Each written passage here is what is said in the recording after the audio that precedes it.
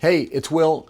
This is the exact packet that I give to my lifters on meet week to help them stay mentally sharp. I know that meet week can be really rough. Probably about a week out, you are convinced you've forgotten how to snatch. So while you get your technique in order, I also want you to think about ways to get your mind in order. And I'm going to walk you through this step by step. It's going to take a couple minutes a day of you sitting down and thinking about how you want to feel, what you want to portray on meet day, but it's super powerful. And if you use it consistently as you go to meets, I think you're really gonna like it. So stick around, I'll show you how to use it. I am going to show you how to use the Strong Mind Meet Week worksheet. Every day on the 7 days leading up to a weightlifting meet, I want you to do one of these prompts, just one only. It should take just a few minutes. Some may make you think a little bit more than others, but we're just shooting to do one a day, just to get your mind in a good place heading into your meet. So number one, the first thing we start with, and the first thing I start with in my Strong Mind book, is identity. So this is the identity anchor on day one. And this sentence right here is super important. When I'm at my best as a lifter, I see myself as someone who. And then I just want you to complete that sentence. Typically, people are answering stuff like, I see myself as a lifter who shows up and gives their best on every single attempt. And it isn't typically people saying, I see myself as a lifter who snatches 150 and clean and jerks 180, because that's not an identity. That's just an outcome. And we're looking at identity. So when you think about that, then you turn that identity into process, right? What are the habits and rituals that remind you of that identity? So as you go into the meet that whole week, you should be thinking about those habits and rituals that embody the identity of who you want to be. And then what 3 traits do you want to embody on competition day? Again, these tend to not end up being outcomes like I want to be a person who snatches 150 or 120 or 100 or whatever. Instead, they are traits like someone who tries their best on every attempt, who cheers for their teammates, who comes back from a miss with more focus and more intensity, stuff like that. So that's day one. On day two, we're going to go into a pre-performance routine map. I think routines are one of the most powerful things you can do in weightlifting. And the big goal there is to create this routine.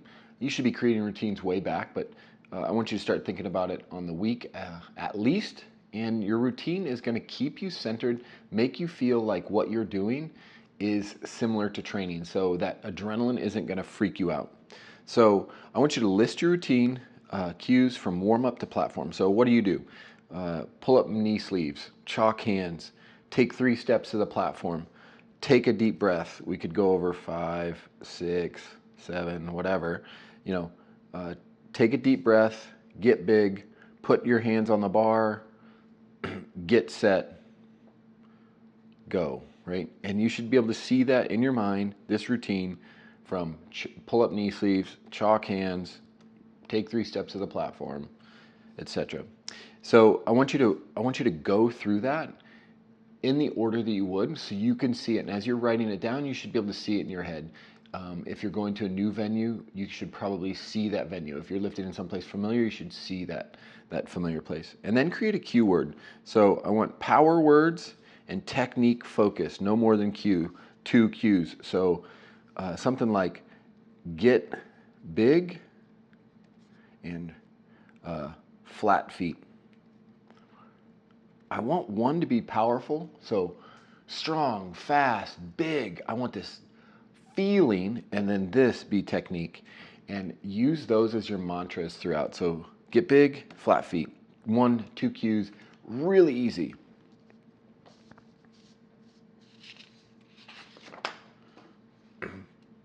Next, when your routine, write your snatch warm-ups out. What are the weights you're going to do? What's one technique cue you might have in the snatch? And what's a result? What's a goal? You can have an outcome goal. You want to snatch 100. You want to go 3 for 3. You want to make a great goal. You want to make every warm-up and be present on just one lift at a time. I think one of the biggest mistakes people do mentally is they think about their third attempt snatch or their third attempt clean and jerk or their total before even making one lift. So, just being present at one goal at a time. But write out your warm-ups, write out that one technique cue. Maybe your coach has been saying chest up, maybe you've been talking about getting set, whatever. And do that for the snatch, do that for the clean and jerk as well. And then walking to and on the stage, what are like some of those goals you want to have like on the stage, right? Being present, slowing down, taking your time, going fast, whatever that thing is. Moving into day 3, I want you to visualize your first lift on the competition platform. And I want you to describe it with these cues. I want you to think about the physical. What's the grip? How's that bar feel like? Are you lifting on a ZKC bar or a Rogue Pyros bar and the grip is a little rougher than the grip you have at home? What's that feel like? How tight is your belt? How do you feel like your shoes are into the platform? I want you to think about the environment. Are the people loud? If you're lifting at nationals, is it like tall bleachers in front of you, or is it just a flat kind of crowd? Are there bright lights, colored lights? Is there music? What kind of things do you see? And then I want you to imagine yourself executing with precision, just everything going right. And you can even visualize it with something going wrong, but you still make it. And what's the emotion like? This is huge. When you visualize needs to be this idea of imagery where it's the whole thing. It's physical, environmental, task, emotion, right? All of these things together, and then you finish with emotion because how do you feel after that lift, right? Because that might be the reason you're lifting. You might be lifting for that. So, and then I want you to think about that, and then I want you to visualize yourself. Today, I visualize myself making my 6th successful lift. I visualize myself, putting a PR over my head. So day 4, we're going to move on to self-talk rehearsal. So use 3 keywords that would be helpful to you. This could be strong, right? Powerful. It could be flat feet. It could be set. Stuff like that. These are keywords that are just like getting you in that right frame of mind. Intense stuff like that. And then after a missed lift, I will say, what's that thing? You need to have I personally believe that positive self-talk is the best way to go. There's been a ton of research that self-compassion after self-talk makes you make lifts in a more consistent manner. You'll get stronger. You have better results when you have self-compassion. So I'd love to eliminate after a missed lift, you're an idiot, don't miss it, don't do that kind of stuff. I want after a missed lift, I will say, I've done this before and I can do it again. I've done harder things, stuff like that. To remind myself I belong here, I will say, if it's a big meet, remind yourself that you qualified. You did the total that was earned. Because a lot of times people get in a big meet, whether that be Nationals or Arnold or Pan Ams or Worlds, and they'll say, oh, do I really belong? And you do. If you did the total to get there, you belong. Day 5, we're going to do an excitement or anxiety check-in. So I want you to rate how you feel. What's your physical tension like on day 5? What's your physical arousal? Arousal is the psychological word for excitement. So are you pumped up to lift? Are you really excited about lifting? Or are you, it's the middle of the week. It's just a couple days till meet week. Are you kind of low? What are your nerves like? Do you have high anxiety or low? And what's your focus like? So 2 days before meet, your focus may be low. Your nerves may be creeping up. Your arousal may actually be high. And, maybe you have low physical tension. And I want you to then go over here and I want you to rate those things or where you want to be on game day. You want to have probably low physical tension. Do you want to have high physical arousal? Some people don't need it, right?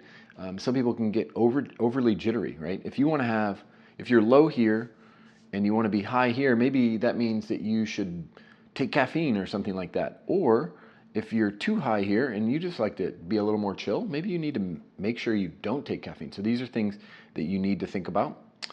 What should your nerves be? Hopefully they're lower on game day. You probably need to operate with a little lower anxiety on game day, but maybe you need that mental anxiety, right? So mental arousal is usually anxiety. Physical arousal is excitement, right?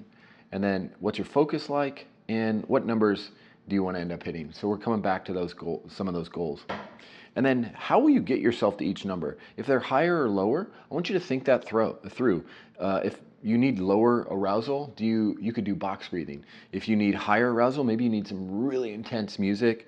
Maybe you need do some visualization to get a little more focus or something like that. So think about how those things are, and then fill these out if there's something else, right? Hit some ammonia, get some leg slaps, whatever. Those are all things that can go in here that will regulate this excitement and anxiety. Number 6, this is one of my favorite ones. This is the love the fight refocus. It's day before game day, and I want you to think about what's one part of this meet you get to do, right?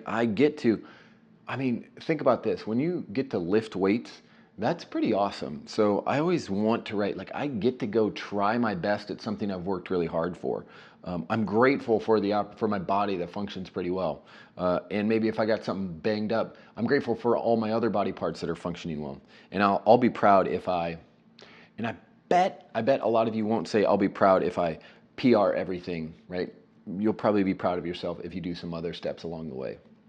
And then finally, we got meet day intentions. So set your intentions for meet day, right? What is the emotion you want to carry, right? Gratefulness, excitement, intensity, word or phrase I'll return to. I've done the work. No matter what happens, I'll walk away knowing, right? So now it's meet day, and I want you to be ready. You got to remember that emotion. You're going to use this word or phrase to keep you in the spot you want to be, and no matter what happens, you're going to walk away knowing. So that's your 7-day meet week prep. And then the final piece of your puzzle is the Strong Mind Meet Day checklist. So this 10-point checklist the night before or day of your competition to feel calm, focused, and confident. And you just need to go through and make sure you've done all these things. I like to do this the night before just so I can get these back in if I want to. I've reviewed my competition routine and visualized my first attempt. Heck yeah, we did it in the Meet Day checklist, so you probably have done it already. I've identified what's in my control and what's not. You're in control of your thoughts and effort and not what other people do or what the judges decide, right? So I want you to remember this statement when you go out there, because you are in control of how you act, how you perform, all that kind of stuff. Other people, you don't get to control other people's results, so sometimes placement is out of your, a lot of times placement is out of your control. Chosen a pre-performance keyword, we did that. Reviewed my competition day warm-up plan, you've done that. Packed gear, reminded yourself that's your day 6. 5 minutes of quiet breathing or focus work, absolutely got to do that the day before a big meet or the night before or the morning of. And a lot of these things, by the way, when you do these, you'll go, oh, that makes me feel really good. And it's going to be a reminder that you can put a star by it to make sure you do it maybe 2 or 3 times. And you've prepped how you're going to respond to a missed lift. This is awesome. Only 66% of lifts are made in a competition, at most, maybe 50% in a lot of competitions. So you're going to miss a lift in all likelihood.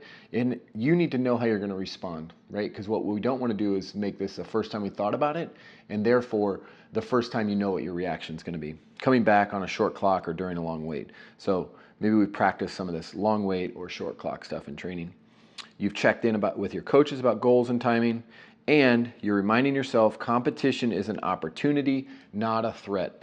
This is an opportunity for you to show and demonstrate your hard work. It is not a threat where people are going to judge you based on your performance. And that is one of the biggest things that people screw up, is they think that competition is a threat to what people think of them, their online persona, or how people are going to treat them. So competition is an opportunity and not a threat. So anyways, take this. I want you to use the Strong Mind checklist, use the 7-day meet week prep, and have some huge lifts.